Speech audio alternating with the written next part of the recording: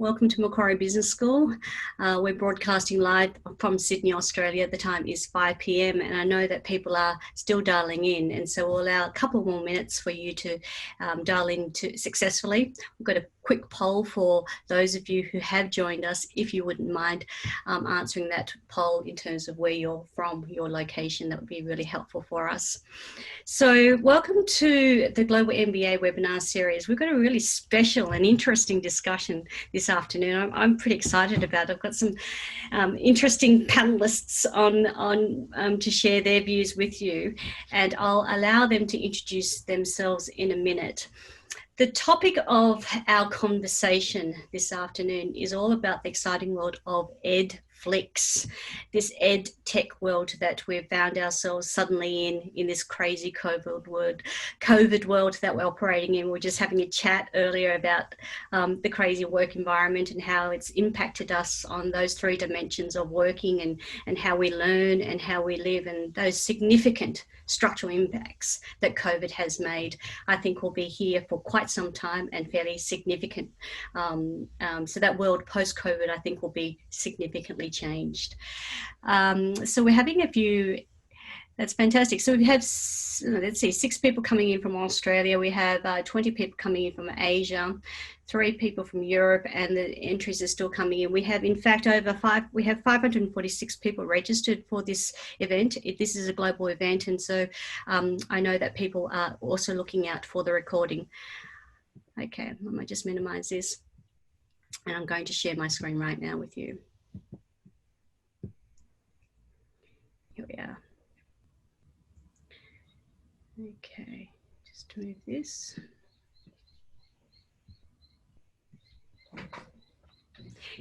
Is Edflix the new model of education? The million-dollar question, right? Let me introduce you to our panelists. I'm going to ask Adam to kick us off. Adam. Hi everyone, I'm Adam. So I'm the founder and CEO of openlearning.com, and Open Learning is one of the world's largest online education platforms. And what we do is we focus on providing a platform to universities, colleges, educators around the world to design courses that are more engaging, project-based and collaborative to help meet the needs of the learners of the future. And we've done that in Australia, we've done that across Southeast Asia, and we have about 2.5 million students around the world learning through Open Learning at the moment, across everything from professional development courses through to online degrees. So it's really great to be here. I started Open Learning about 8 years ago, and in that time, I've seen the online education market develop from very small scale to where it is today, where now online is becoming one of the primary means of learning, especially for working professionals around the globe. So it's great to be here, and I look forward to sharing thoughts and ideas with everyone on the panel today. Thanks, Adam. Fiona? Hi everyone, I work for Coursera here in Australia and with our university partners across the Asia Pacific. Prior to joining Coursera this year, I worked for Europe's largest edtech company, FutureLearn, and was involved in a lot of interesting projects with the European Commission and helping universities and students in the Middle East as well.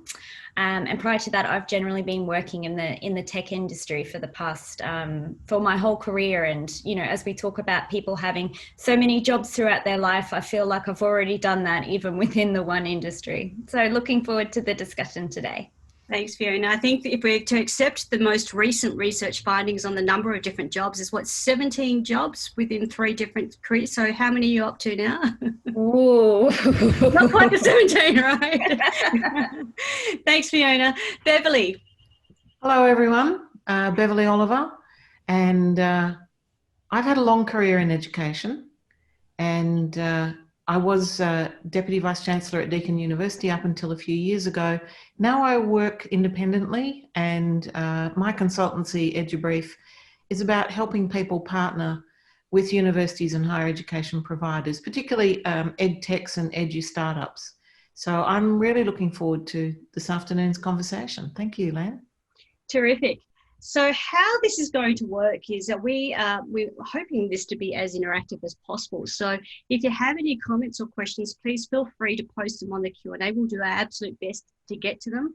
We have Sophia, one of the team members, going to be moderating that session, and any one of us will jump in there and take on your question or comment as you leave it. So please, we encourage you to have an open conversation with us. This is going to be an organic discussion.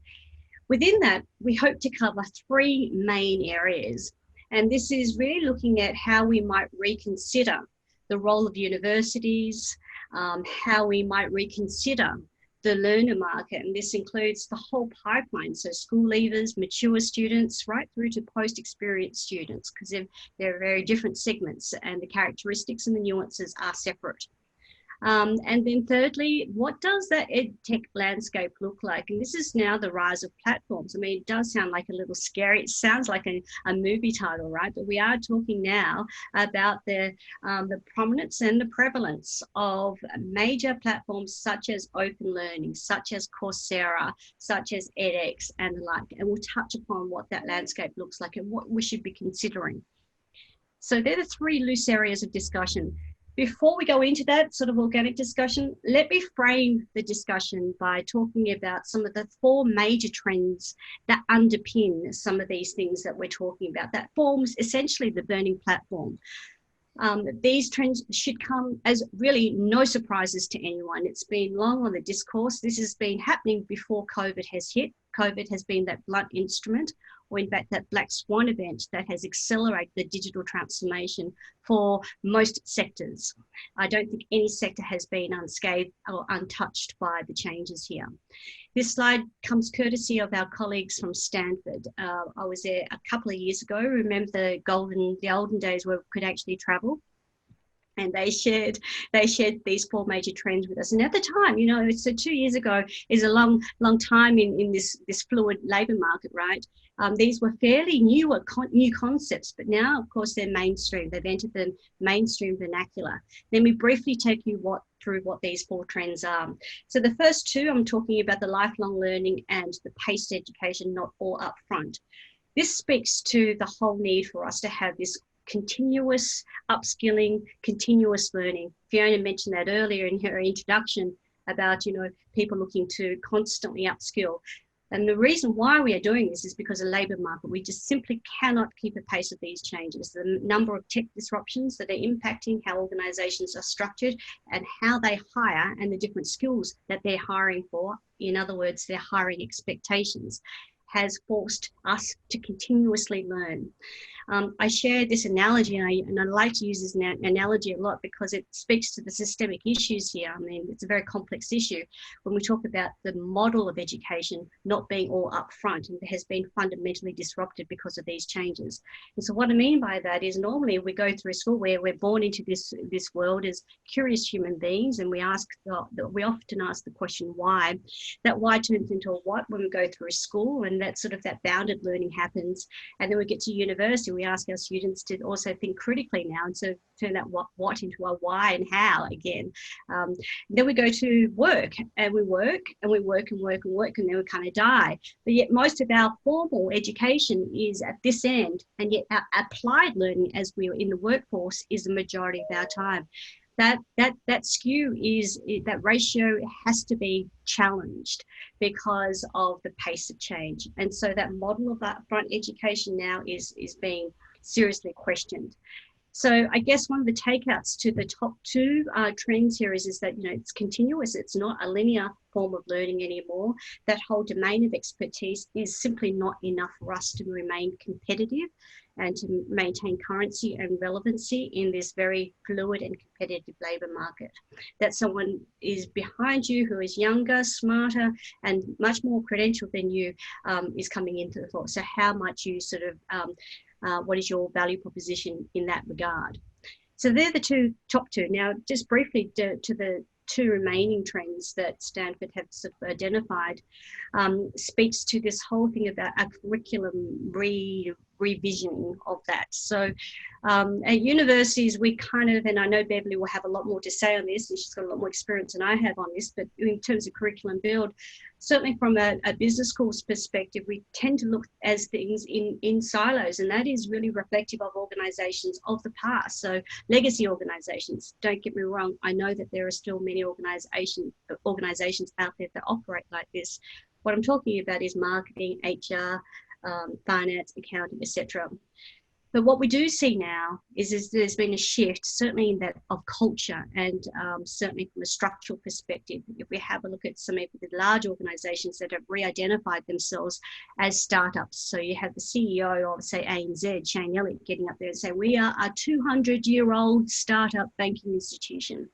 And so he's signalling, right, that they come from experience, and yet they've actually embraced and are deploying an agile sort of way of thinking in terms of their culture, and this ripples through in terms of the structure. So organisations now are more sort of reflective of less siloed and far more matrix and team-based and project-based. And so our curriculum should kind of reflect those that hiring expectation that organisations are seeking to fulfil that. We're talking about lateral hires. So rather than looking at sort of disciplines, we might need to integrate somehow foundations in terms of capabilities here. So there is a piece of research that's come out there that identifies this as the T spot. So this is the domain of expertise that we expect our graduates to have, but that in itself is not enough. We're expecting them to also have this sort of general enterprise generalizable skills across that. So we're talking about capabilities here. So that's what that speaks to. And then finally, this missions not majors. I think the best way to describe this is that if we have a look at the startup economy, we can see that 80% of all startups are coming in being classified within social impact or social enterprise. This is a thing that it reflects, I guess, our sentiment of purpose and alignment. So we know that there are a lot of people who are working in full-time engagements, professions, that are there to pay the mortgage off, to pay the rent off, but their heart and their mind is really not there because there's a disconnect. So there's a sense of not being fulfilled there. And so perhaps that could be the impetus of looking at some sideline hustles because they feel that they're not being, that their purpose is not being fulfilled. So that sideline hustle is being there. It's called the disaggregated economy. That share economy is in full swing and was so before COVID as well. So looking for something that you are really fulfilled and committed to, and that could be a new enterprise for you. So missions not majors. If we look at the sort of the high order thing there, if we can capture people by their heart and their mind, then we have a bit more productivity, and all those positive organisational outcomes could result as well. So that's against this background of differences in learning, the differences in learner needs, the differences in how we should approach curriculum to reflect hiring expectations in this very fluid, changing, dynamic landscape, the labour market, a disaggregated economy, the need for us to capture people by the heart and the head. The purpose needs to be there as well. So against all that stuff is what we're talking about here that has fueled this thing for change. Again, as I say, this has been in play before COVID. COVID has accelerated and brought all these things to a front. So then we see, I'm just going to pause in fact and ask our panelists if they'd like to make any comments about that sort of background context. Agreement, disagreement? Yeah, I think we were saying just before, Lan, that, 10 years of innovation has potentially happened in 10 days this year, with a lot of universities having to quickly, be online, yesterday. And we haven't necessarily seen all the best of amazing sort of digital learning design and creating, a lot of amazing experiences this year. There's certainly been a lot of great work happen by a lot of educators everywhere, but there's also certainly been, sort of a mad rush and a mad panic with the acceleration of how quickly everything's happened this year. I might point out a couple of things I might be missing from the slide, man. Please. Far be it from me to question is it Harvard or Stanford? Stanford. Stanford's wisdom. However, I agree with all the things on the slide. I think Part of the mission, though, has to be we need to make sure that the credential is of value to the learner. And the thing that is going to be highly valued, even more than it was before, is the opportunity to secure or attract and keep paid employment. So I think employability has to be there. That's part of mission, I think, to be fair. And what was the other one I was thinking of? I mean, it's a contentious issue. What do you think about that second one, Beverly? I was in a very heated conversation the other day about the whole thing about employability as an outcome. Are we not? And I know we are sort of talking about the role of universities in what role do we play, what role should we play, and how it's been perceived and valued by society. But are we not here to service a public good versus the outcome of employment? That is public good. That is a public good. Look at what's going on now and the level of angst and mental health issues because people are worried that they won't be able to actually feed their families. That is public good. So I think that's important.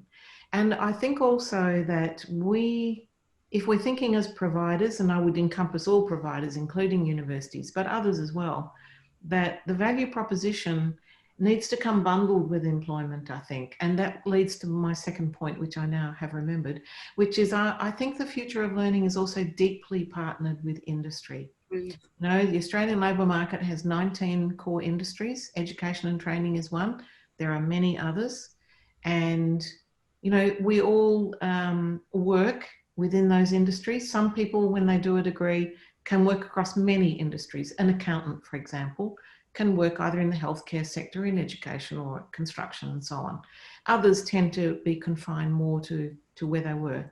However, I think we need to be much more cognizant of the labour market. And I think this is what COVID's going to really highlight in our minds, that work has changed. Work is no longer what it was a year ago. It's different. The way you work is different. We're working differently now. We're working on a screen. So how do we prepare a person to work for this kind of work, which is some people may never leave their homes and work. I'm sure they'll leave their homes at some stage, but they may predominantly just work on a screen now. So, you know, the world of work has changed and therefore the world of employment has changed as well. And I think the expectations on the future of learning are going to be very sharply on how do we use education to pull ourselves out of this huge productivity challenge, economic challenge that we're all facing. There you go. Indeed.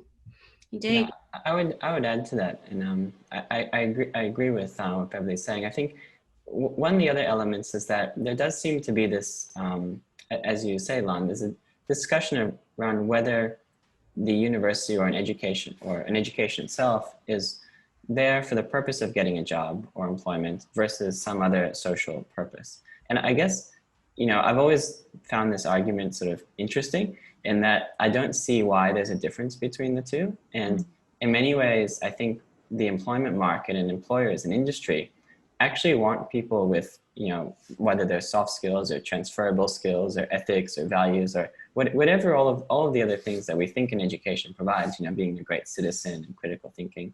I mean, those are all things that employers want today. And, you know, maybe that wasn't the case, you know, 50 years ago or 100 years ago when sort of people were mainly working on production lines.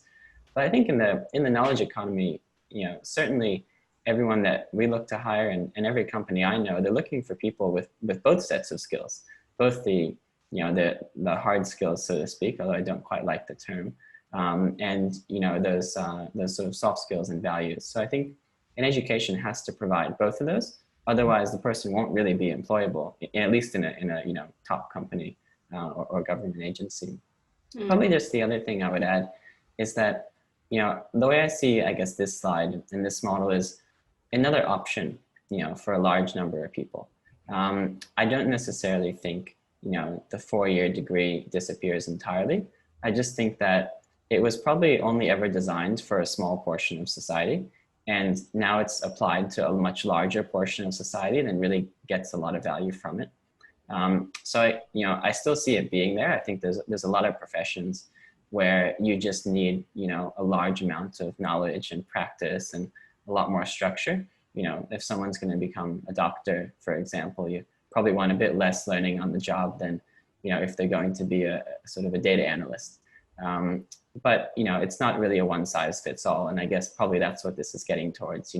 Some people will need to do a longer degree program online or on campus or some form of hybrid, but a lot of people really don't. They need another option, and lifelong learning will provide that for many.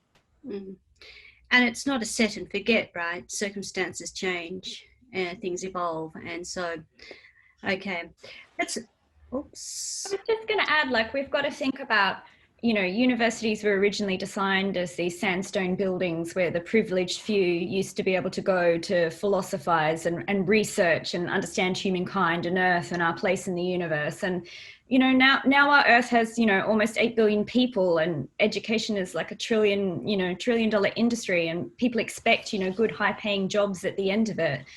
And a lot of people also don't trust experts and don't trust universities anymore. We quite are in sort of a post-truth world, living in London during Brexit, hearing a lot of people say that they don't want any more experts. The world that has been created, through the past, few hundred years has created a lot of inequalities. And so I sort of, see the role of our education system and the role of our universities to, really being sort of supporting humankind and working out how to get us through this mess. We've got to get through this global pandemic, and then we've got to work out how to save the planet from climate change. I think we're really needing all the different, providers and sectors within the broader education industry to support each other a lot more and work together and not be so siloed. Yeah, that's you've said a lot of things in that sort of statement there, Fiona. I'm not sure. I do think that in this post-truth world where people have some serious doubts about, the validity of statements, doesn't that mean that we need now more than ever to listen to our scientists, to our experts in this? Because wow, every other day someone comes out with a comment that they've got no medical background to support their statement, yet it's based out of belief. So I do question that. I do think that there is now a turn to a reliance on expert views on this, rather than the opposite. But I do completely agree with that. This needs to be an ecosystem, a partnered approach. And I think this is what we're all talking about on that. I'm hoping that my slides are still showing okay. Are they still showing okay? Yeah, okay. Yes, they are. So that was just the background, right? We just touched on that. So we're in for a really great discussion, and I guess this sort of was a foray into this conceptualization, and we borrow heavily from obviously the Netflix model. If Netflix is the model that that characterizes on-demand entertainment, that have we entered an era of on-demand education? And so it's Edflix. So this is about learning what we want, how much we want, and when we want. We drive the learning experience. That we should be able to collect some credentials along the way to recognize our learning efforts. And so that's a complex area in itself as well. That that learning has become a lot more personalized in terms of making sure that we succeed, or the areas that we're having issues with, that there's very sophisticated algorithms that can help us out, detect those weakness areas and help us look at areas that we need to focus on. The binge education scale and stackability of this. And central to everything that we talk about is how we consume this. What is our learning experience of this? It's got to be a fairly decent experience here in amongst this, a lot of products out there, and the systems that support us. And so this is the sort of the environment of Edflix. I know, Adam, that you've at Open Learning, that's just been publicly listed just recently. So tell us what your views are to this conceptualization. Well, I think, you've done such a great job on the logo for Edflix. I was wondering if Fiona and I have a new competitor. That's actually going to thank Sophia on this one. Yeah, I think it's actually a very interesting topic. So, I mean, from our perspective, we see a whole range of different types of courses and programs now being delivered online. Not just an online degree and not just a MOOC, for example. So I think there is a whole range available now. I think one thing which is interesting, and I think this is sort of what I see as a challenge to us generally, is that if you think of, if you just think of a great learning experience to some extent, or you think of how people learn different lessons or skills during their life, many times those learning experiences, when they happen during life, don't really seem very enjoyable or sometimes advantageous. The idea, for example, that we learn from our failures. Or sometimes you have a difficult experience and you learn something the hard way, so to speak. Like we all know these kind of sayings. But there's a tendency now, I think, to say, okay, well, what someone wants is a 5-minute long experience, and they want to watch it and they want to be passive and not really do anything. And we can give them that, but should we call it an education? I think that's one of the challenges I see. It's sort of that the world has moved towards this point where a lot of people have a very short attention span. They can't focus on something, very long. They can't read a long article in the New Yorker, for example. So they read just the headline of an article in the Telegraph, and that informs, the way they think. So I think the challenge I see with sort of the, some of the on-demand or, not so much on-demand, more this very short, educational experience, is that we're giving people what they want in the way that, Facebook and Twitter give people what they want from like a mental stimulus perspective. But is it really what they need to develop the skills that are going to get them employed? And I think that's the challenge for us. It's how do we design courses that provide a substantial enough learning experience to deliver the outcomes that the person needs, that the employer wants, but do so in a way that keeps someone engaged for, a few months, a couple months, or a week even, rather than just 10 minutes and sort of make them feel like they learned, even though we know they didn't learn much. So I think that's the challenge for us. Not to meet the market with what it wants, but to give them what they need. Yeah, that's interesting, because I want, here's an analogy that as I was listening to you say that, Adam, is I want candy, but yet I should be having an apple instead of a lolly. So who gets to play the parent here, and who makes the rules up? And it's also that, plenty of people still want apples too, right, Lan? Like, there's been, a really big population boom. I'll probably butcher this statistic, but I think it's something like, there's 14 million new students each year for the next decade, and that's going to require something like 700 universities. And that's just not going to happen, right? So digital is going to have to be part of this. We're going to have to, get universities around the world to not all create the same, data science, computer science, communications 101 course. We're all going to need to share and to disperse and give everyone sort of equal access to opportunity to access an education. Mm-hmm. I might just add to that. Following Adam particularly, the temptation could be, and one of your questions is the role of universities and other providers, I'm assuming. The temptation in a market that big and that interesting, and if we're using the Netflix analogy, is to follow the trend of where news has gone. News used to be a reading of the facts of the day. Then news became broadcast, and it had ads put in the middle of it.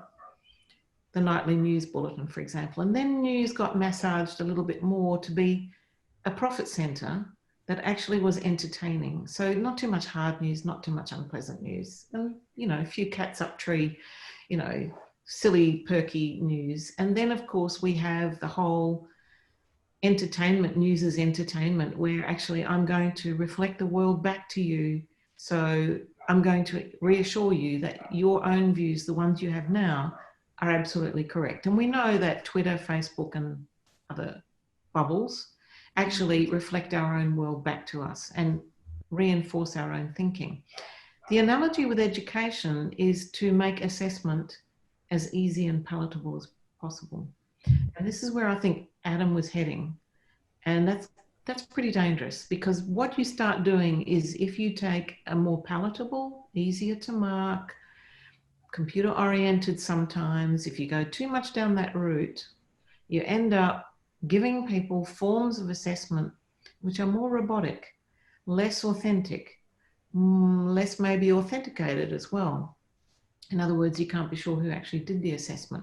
So you end up kind of selling a product which looks on the outside like a bright, shiny credential, but the assessment maybe is not so great. I'm not saying anyone's doing that, but that is maybe the danger of where an Edflix, if we think about Netflix, I'm really using that analogy now, Lan, that maybe could go.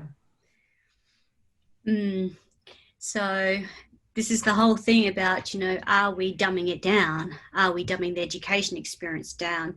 But the other way that we can see this is that there's, and building on Fiona's point, is that the market is very large, and some people aren't looking for that degree.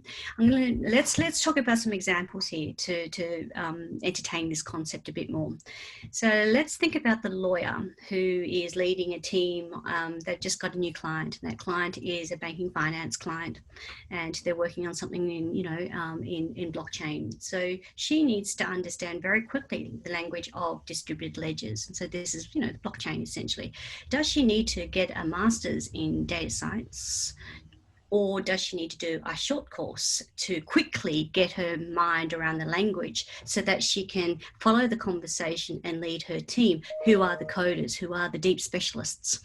So she might do a short course, and she has no intention of getting that digital badge because she doesn't want the people out there to know that she's actually doing a short course. But she's getting that sort of plug and play sort of injection of knowledge. Then she's able to participate in those conversations to lead her team, and her team is able to go away and do it, and she's able to follow it. But then she might say to herself, you know what, I actually need to have a bit more credential then. So she goes off and then she does attain that digital badge.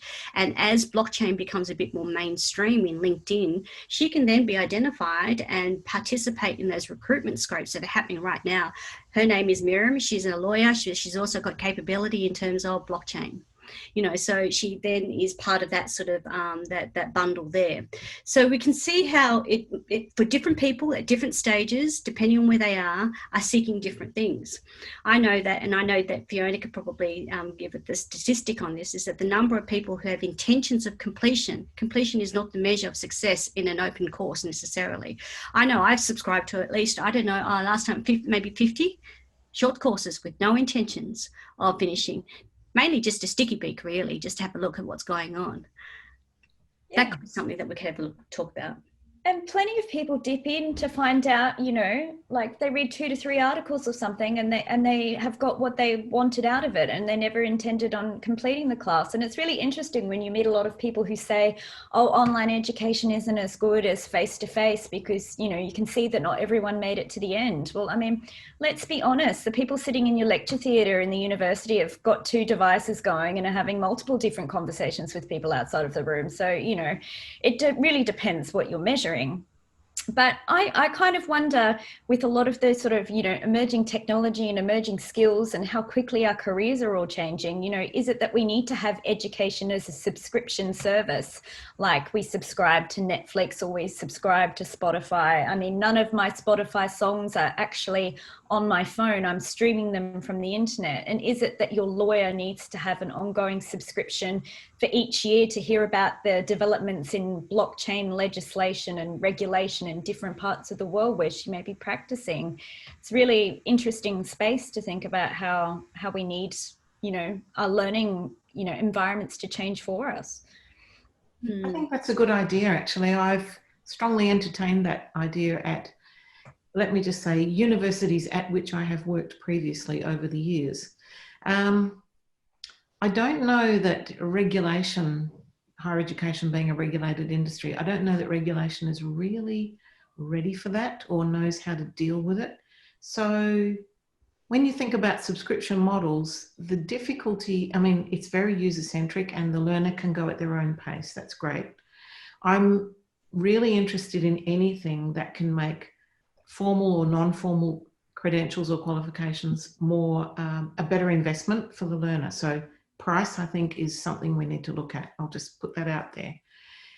However, you need to guard against, well, you need to think it through. What could be the unintended consequences? That's where I'm going. So, people might subscribe or pay a subscription and try to take on too much and try to rush and try, to kind of belt through things in order to save money, which is good, but shouldn't be the only thing that we're worried about. So I think subscription is something we should actively entertain. So you're talking about a Netflix characteristic there, which I don't know anyone who's really gone down that path, except I know Udacity, for example, but I'm talking, accredited providers. I don't know any accredited provider who's gone down that path, but I think it's worth thinking through.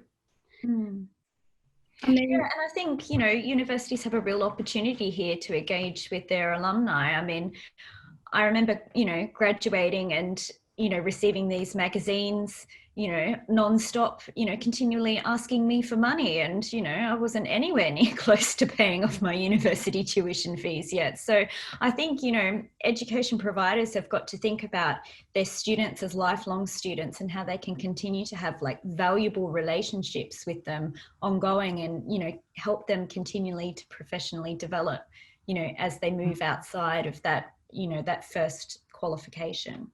Definitely. Yeah, I think so. I mean, I think one of the challenges though that I see, and I think this is something probably we're all trying to address in different ways, is that everything is called a course now when you sort of look online, right? So if it was in this sort of Edflix model, maybe there's 1,000 courses, maybe there's 100,000 courses, in that database. But I mean, I know online platforms that download an article from a website, and call it a course. They put a little box around it, they give it an icon, they give it course in, data science.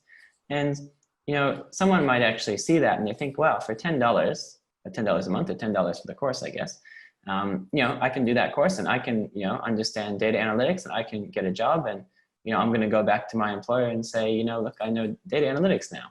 And I think this is actually one of the challenges that education providers face, which is, how do you let the market know? How do you indicate to the learner that what you're providing is actually substantial, is actually going to deliver real outcomes, rather than saying, that this course covers the entirety of a master's degree in 10 minutes. Because that's the challenge where we are in the market at the moment, I think, in online education. There's just too much out there that promises everything and delivers very little. And if the learner themselves is not educated, which by definition, in some cases they're not, which is why they're looking for a course, it can be very difficult to tell if that course is going to deliver that value for you. So I think that's an area where providers, need to find a way to differentiate themselves. And, I know Coursera is has a number of ways of doing this. At Open Learning, we have a framework called OpenCreds, which is like a micro-credentialing framework. And our goal with that is to set a quality assurance process and criteria and, sizes of courses, produce portfolios of learning at the end of those courses, really to make these courses more substantial. And I think that's one of the challenges we face. Can we do that before the market for online courses is sort of, diluted too much? And before we see serious market failure, I think, Adam, because that's the great tragedy, that's the precipice we're standing on, just at the point where we could use all of these great ideas to do a better job. If we see market failure because the value of the learner doesn't actually derive value, people will turn off very quickly because people will see through that. And again, I would come back to, the employability, the impetus to go further and learn more and not just I'm done now. I mean, totally respecting, Lan, your lawyer example, because there is a learner who's pretty informed about what she wants, what she needs. And we learn all the time. We don't have to be credentialed for it. And I think that's the difference. We're talking about when a learner invests, because they do, time, money, and opportunity cost in actually acquiring some kind of credential. Where Adam's going, of course, I think, and he's right, is that credential can be anything from a little badge, a badge that could be meaningful or meaningless, because it could be a digital certificate, to, a well-known formal qualification from a well-known, highly regarded provider. So we absolutely do have to educate the learner and the employer who needs to make sense of the signals. And just to add to the complexity in terms of the consideration set here, I think it is contextualized. So for that example of, if a person is just doing a 2-bit sort of short course there, that could be in addition to their substantive threat to bachelor degrees and a PhD. So in that context, that person demonstrates ongoing learning. So when you consider that as an individual, if on the other hand, you're talking about someone else that has, in the absence of any sort of formal credentials, just looked at one badge and, you know, and positioning themselves as a data expert and a data scientist, well, then that's a completely different story. So I think it needs to be contextualized to that individual, considered holistically in terms of where they are professionally as well. Just returning back to that subscription discussion that we're having earlier, I mean, and that whole concept of, you know, market failure, I think you called it, Beverly, you might flip it around to say it's market correction as well here, and that is the principle of buyer beware. So I do agree that we need some sort of framework to guide people, but also the litmus test is not just the learner here. The learner is a buyer, but it's actually the industry that's employing it. So if the industry doesn't regard the courses, and, you know, the market is very discerning these days. We're not as fickle as we think we are. Buyers are a lot more sophisticated and we can see through things, right? So providers can knock themselves out and put a lot of stuff on the market. The barriers of entry to this are fairly low, but the barriers of entry are also fairly high for quality stuff. So I think we need to sort of respect that the market is fairly discerning, they understand, and we also need to respect the industry knows what they're looking for in terms of quality credentials, be that short or degree courses. That we should accept that as well. So let's go back to our slide deck here and talk about. We've touched upon this, so we're talking about the three areas here of like the role of the universities. You know, is there a role for us in the future? I think there is, but what does that look like? Entertaining the various different pipelines of participation. So for the first time, we've got 3 different generations participating in the labour market with very different characteristics, and then the overall Edtech landscape. I mean, we've touched on a bit about the role of universities. Should we apply this whole thing that online learning is something that is applicable to the entire pipeline? I don't know who has joined us with young kids or kids at school. I mean, that's a very different experience to that of adult learners engaging in online material, right? So I'm not sure if that is appropriate entirely for a child to be on Zoom all day. So it's a very different experience. I wondered if anyone would like to make any comments about the various segments in the learner markets and how we should consider that. Well, I was very heartened yesterday to read in the Fin Review, the Australian Financial Review, I think it was yesterday or the day before, yeah, a short piece saying that marketers have now decided that tags like millennials, Gen X and boomers, that's one that's close to my heart, no longer are meaningful. The only thing those people have in common is the era in which they're born. And we are all extremely different. And I really agree with that. I find it offensive to constantly hear that people of a certain age group, for example, are not particularly tech savvy. That's often my age group. And I kind of, whoop, excuse me, you know, I don't like stereotyping. And, you know, I'm sure for some children, and the pandemic has been terrible for families, I presume. So full sympathy. But I imagine there might be some children who've actually flourished with homeschooling. People maybe who were feeling vulnerable, maybe feeling bullied. Maybe they're feeling bullied now. I don't know. So I think we need to kind of do the research and do the evaluation and find out where this could actually lead. Now, I don't for a minute suggest that it's all going to go online for everyone all the time.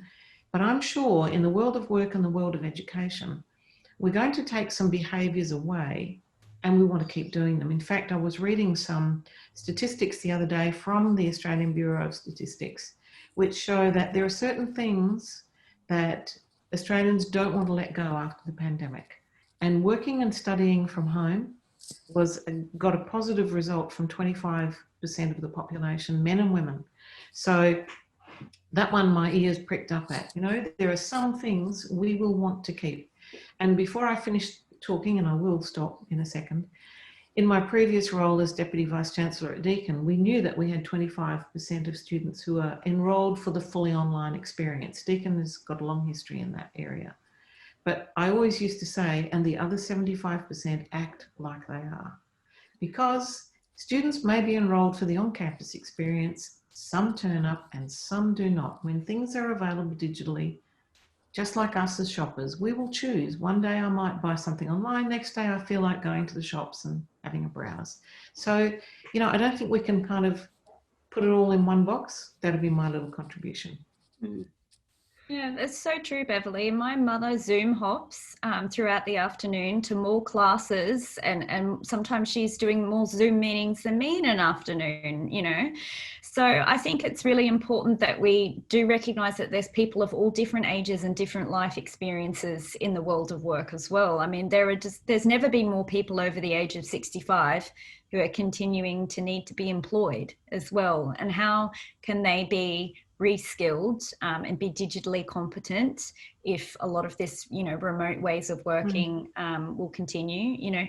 What other ways that we can engage with, all parts of society to find them, meaningful work and meaning in life as well. With a lot of the social disconnection that we've had this year, plenty of people are just wanting to find new hobbies and new ways of connecting with others outside of their homes. Mm-hmm.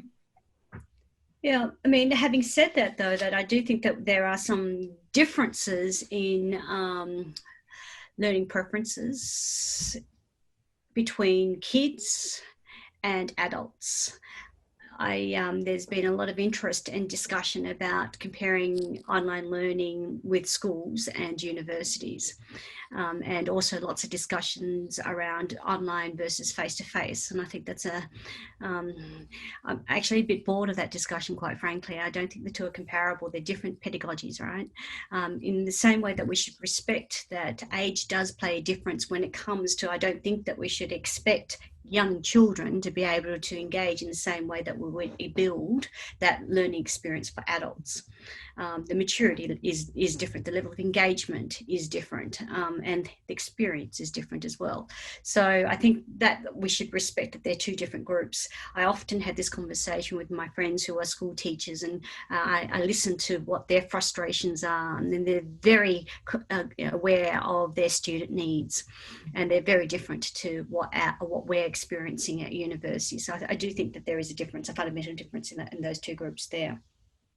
Yeah, and respecting that, a lot of adults today have had that, years of being in a classroom together and years of this and years of that. And so, inherently know what to do and, how to finish their assignments by the deadline and all this sort of thing. And yeah, it's a real struggle to think of, this generation coming through who are going to continue to have, really disrupted routine. Right. So I want us to consider now something a little, this concept of democratization of learning. We're talking about digital, we're talking about being a lot more accessible and inclusive, some of these themes that we're talking about. But are we being seduced by this notion that because of COVID and this lift and shift model, or this online model that we're in right now, that we have a solution here in terms of democratizing education, making it far more accessible and inclusive, and it's a more distributed, so therefore everyone can sort of participate? Is this a romantic notion, or is this something that we should, what are people's views to this? I mean, I can start off, I guess. Yeah. I mean, from my perspective, it's an opportunity to democratize education, but it doesn't happen automatically. Mm-hmm. And I think if we look at how online education has developed for the past 10 or 20 years, I guess, a lot of it has been, it's come in waves, and having a lot of free courses available has been, I think, really good for a lot of people who know what they want to learn. And previously they'd read Wikipedia in their spare time, and now they can take some online courses. But if we look at sort of more formal education, most of the degree programs that have moved online, the pricing is not much different to the face-to-face program. The entry requirements are really no different in most cases, except for, like Open Universities Australia is more of an open model. But for the most part around the world, it's been the same. And I think that's meant that we haven't really seen the benefits of what online education can deliver to a lot of people. I think the other element is that if you look at the participation rate for face-to-face, it's, you know, in many countries hovered around sort of the 40% mark for some time. Now, with making it online, you can probably reach more people. But if you look at why people don't attend university, it's not always that there isn't space, or even that, you know, in some cases that they don't have access to government funding or programs. There's a whole host of other sort of societal, personal, economic reasons why people haven't been able to dedicate enough time. So I think online is an opportunity to you know, change that. Certainly, I think now we have the capability to do it. But whether there's the will, I guess, and you know, people are going to put the effort into it, and they're going to see that as important. I think is another matter. But I hope it does give us that opportunity. I hope we do take it. Well, it's attracting some comments, and so there's a question here from Yuki, and I'll put this out to the panel. Does democratizing education possibly mean lowering qualifications to get in? From my experience, education has already been open to anybody. Is it particularly about tuitions or racial discrimination? So some interesting comments there. I wondered if anyone would like to respond to that question from Yuki.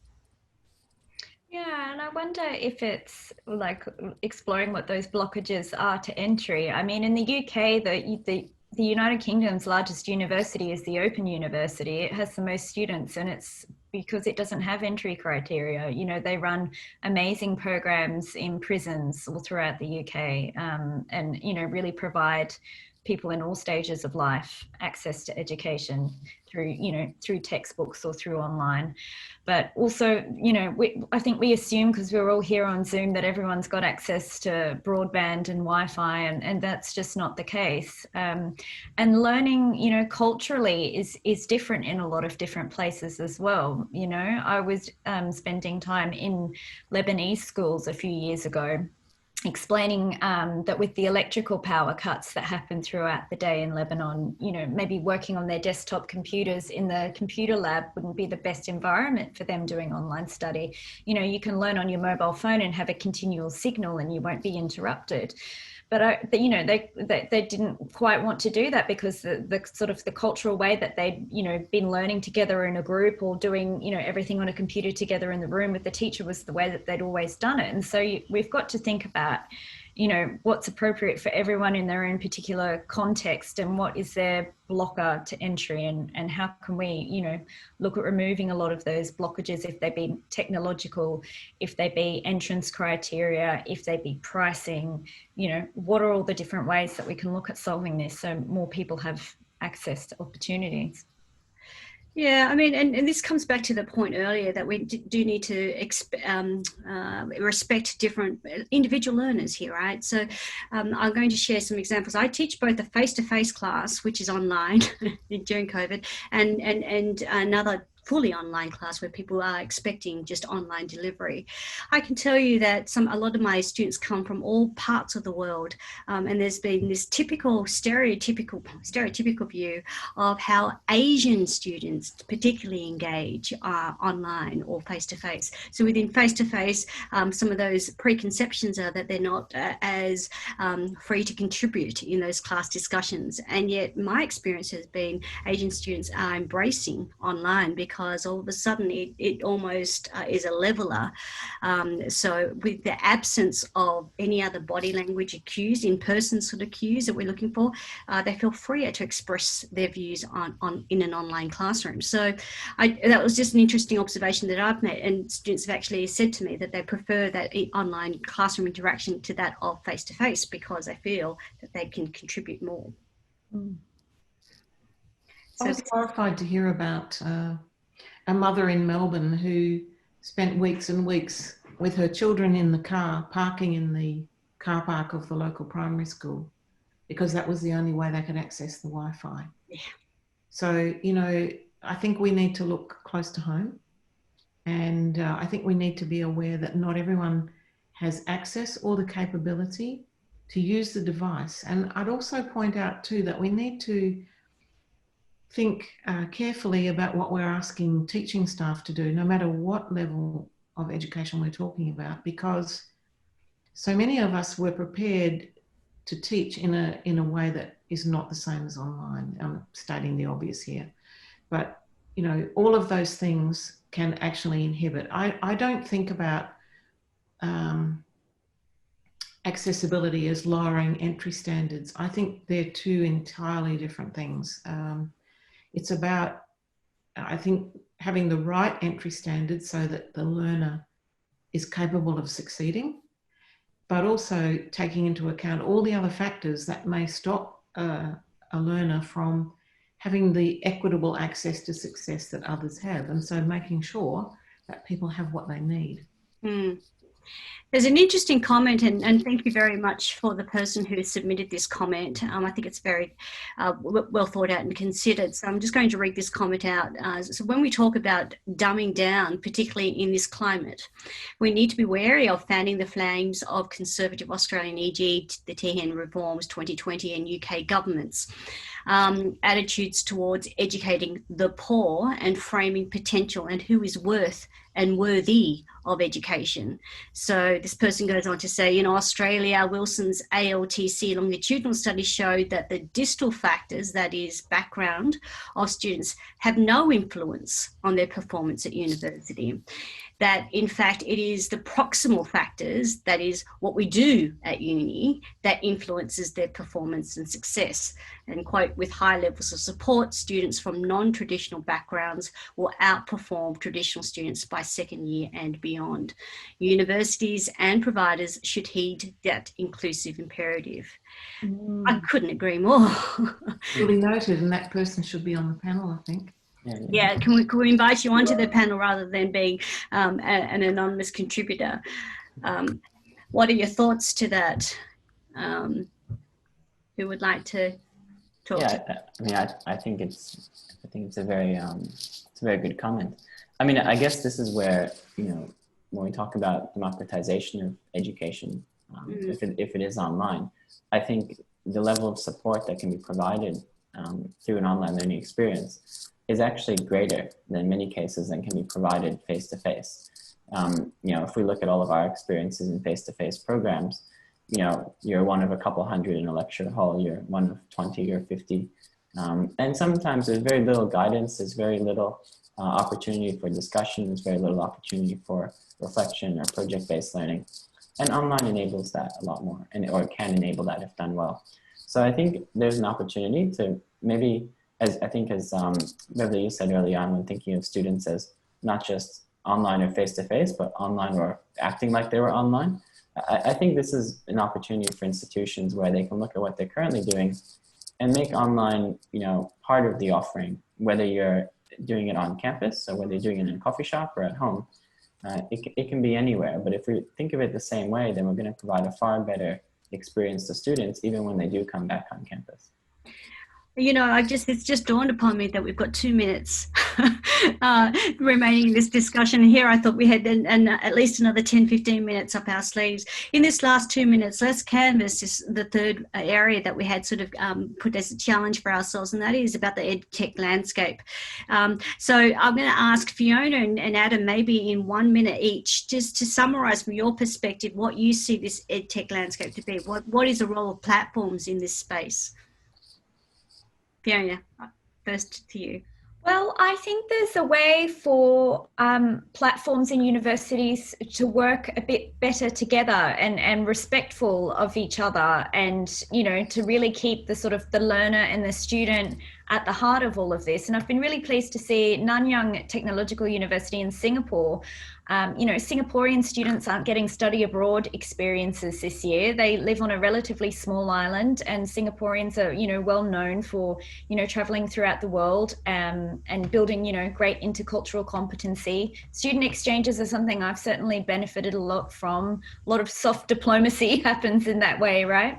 And so I've been really pleased to see them offering credit from courses taken on edX or FutureLearn or Coursera, studying with other universities in other parts of the world and offering credit for that on campus this year. So I think, the rise of platforms could give us potentially that sort of university of the earth and frequent flyer points from attending different universities virtually and collecting your digital badges in different ways and showing, a different kind of portfolio of yourself through your learning.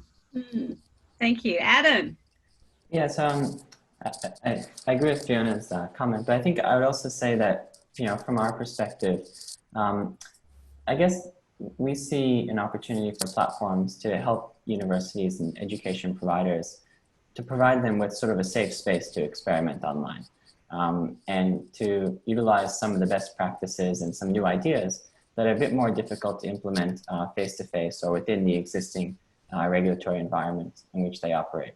So I think platforms have a role to play in hopefully developing and promoting and understanding best practice and helping institutions implement that and sort of then test it out and collect all the data and measure it. So I see us as supporting both the educational efforts, but also the research efforts of a university to improve what they do, whether it's online or face-to-face. And I do hope that is a collaborative effort because I think both institutions and platforms can bring a lot to the table. Indeed. I wondered if Beverly had some final thoughts on the landscape. I'll just add one reflection, and that is coming at it from the other angle. The platforms are often terrific. Sometimes as a provider in my former role, I was wishing that they could disappear more. In other words, be more white labeled and just wrap themselves around the learner rather than, we've got a thing called an LMS and then there's a plugin called this, and then the student has to know, oh, well, I've got to go to that funny name to do my assessments and I've got to go over there to give feedback. Sometimes I wish the labels would disappear so it's just a seamless, frictionless experience for the learner. So a little bit building on what Fiona's saying, but totally agreeing with Adam as well. We've got our work carved out for us then. If I think we all wish for that end state, right? I think that's called utopia. I wonder if we'll ever reach it. We'll come close, and that's by working together. I completely agree that it is about working together, supporting each other, amplifying it, and building this ecosystem. I think definitely partnership is the way to go in this world of the future. I think we need to wrap up the discussion right now. Can I please just thank our panelists, Fiona, Beverly and Adam, for sharing your experience and insights with us tonight. Thank you very much for coming to this webinar. Thank you for the comments and the questions that you posted as well. We hope you got some nuggets out of this and enjoyed it. Thank you and good evening.